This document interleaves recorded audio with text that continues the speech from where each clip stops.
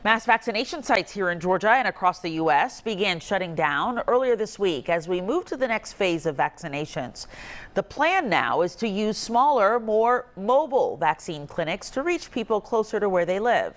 The Fox Medical team's Beth Galvin sat down with CDC Director Dr. Rochelle Walensky to talk about the challenges ahead. And a big one is misinformation or disinformation, as vaccine providers describe it.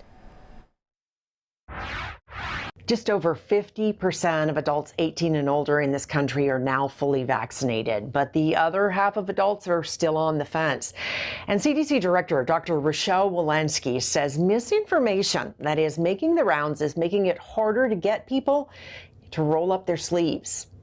As the U.S. reaches the halfway mark in vaccinating adults, CDC Director Dr. Rochelle Walensky, dropping by a vaccine clinic at the Whitfield County Health Department in Dalton recently, says vaccinators are telling her the same story. There was a consistent message of we're hearing disinformation. We're hearing that people don't understand, don't necessarily want it. There's a lot of disinformation about infertility among young women. And a recent Kaiser Family Foundation survey backs up what Dr. Walensky is hearing. 42% of young adults 18 to 29 surveyed say they had heard that the COVID-19 vaccine can cause infertility.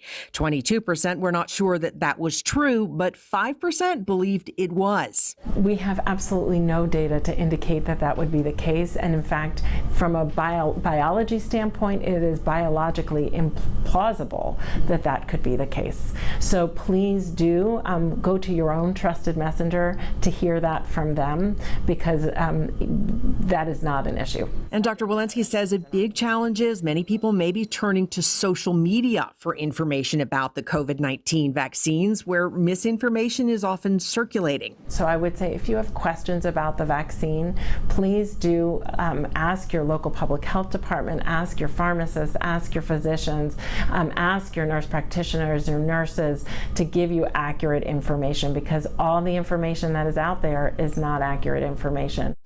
And the American College of Obstetrics and Gynecology says although fertility wasn't studied specifically in the clinical trials of the vaccine, there have been no reports of a loss of fertility in any of the study participants or in any of the millions of Americans who have received the vaccine. And they have not seen this issue pop up in animal studies either.